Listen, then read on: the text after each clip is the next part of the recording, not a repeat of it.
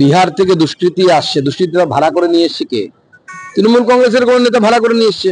কিন্তু আমরা বলছি না, বাবলা সরকারের স্ত্রী বলছে যে আমার স্বামীর খুন হয়েছে গোষ্ঠীদ্বন্দ্বের জন্য। আমাদের কাছে সেরকম খবর আসছে।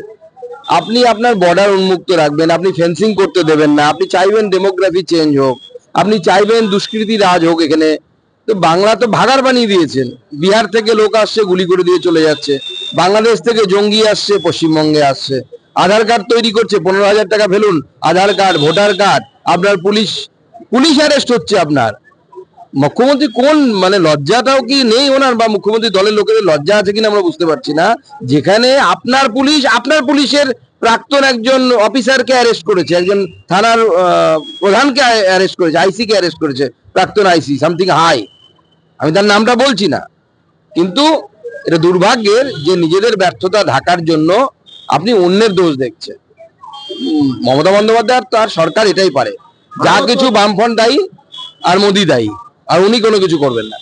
ভারত ও বাংলাদেশের মধ্যে 95 জন মৎস্যজীবীদের আদান প্রদান হচ্ছে। আজ 2 মাস পর বাড়ি ফিরছে ভারতীয় মৎস্যজীবীরা, কি বলবেন? দেখুন, মাননীয় প্রধানমন্ত্রীকে আমি এই জন্য ধন্যবাদ জানাবো, এবং আমাদের external affairs minister doctor S জয়শঙ্করকেও ধন্যবাদ জানাবো। কারণ বহু সময় এরকম হয়, মৎস্যজীবীরা সীমানা বুঝতে না পেরে অন্য দেশের সীমানায় চলে যান। তো স্বাভাবিকভাবে অন্য দেশের পুলিশ তাদেরকে অ্যারেস্ট করেছে, তো বা সেখানে যে রক্ষী বাহিনী আছে তারা অ্যারেস্ট করেছে। মাননীয় প্রধানমন্ত্রীর তরফ থেকে বাংলাদেশের সাথে বহুদিন আমাদের এক্সটার্নাল অ্যাফেয়ার্স মিনিস্ট্রি কথা বলছিল। সেই কথা বলে এতদিনে তারা বাড়ি ফিরছেন, সেই সমস্ত পরিবারকে আমার তরফ থেকে শুভেচ্ছা থাকলে এবং মাননীয় প্রধানমন্ত্রীকে ধন্যবাদ জানাই। দল ছেড়ে যাওয়া কর্মীদের বার্তা দিতে চান শুভেন্দু অধিকারী, এবং শনিবার তড়িঘড়ি পৌঁছালেন সদ্য দলত্যাগী অশোক করণের বাড়িতে।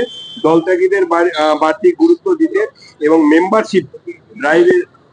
দেখুন, আমাদের নন্দীগ্রামে বেশ কিছু লোক অন্য দলে জয়েন করেছে।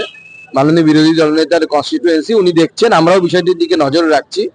এখনো আমার মনে হয় যে যত ভোট এগিয়ে আসবে তখন আমাদের পশ্চিমবঙ্গের ট্র্যাডিশন আছে এদিক ওদিক যাওয়া, লাফিয়ে ওপারে যাওয়া, কখনো ওপার থেকে এপারে আসা, তো স্বাভাবিকভাবে চলবে। ওপার থেকেও আসবে, চিন্তার কিছু নেই, সব রেডি হচ্ছে। বিএসএফ কে আক্রমণ করেছেন, খোলা চিঠি দিয়েছেন শুভেন্দু অধিকারী, আপনার কি বক্তব্য? না, আমি তো আগেই বলেছি, পশ্চিমবঙ্গের মুখ্যমন্ত্রী তো এই তো প্রথমবার নয়, এর আগে উনি বলেছিলেন 21-এর ভোটের সময় কেন্দ্রীয় বাহিনীর উপরে বটি ঝাঁটা এসব নিয়ে আক্রমণ করতে বলেছিলেন। এই প্রথম ভারতবর্ষে। এর আগে আমরা দেখেছি ভারতবর্ষে কমিউনিস্ট শাসন ছিল, কেরালাতে ঘোরতর কমিউনিস্ট শাসন আছে এখনো।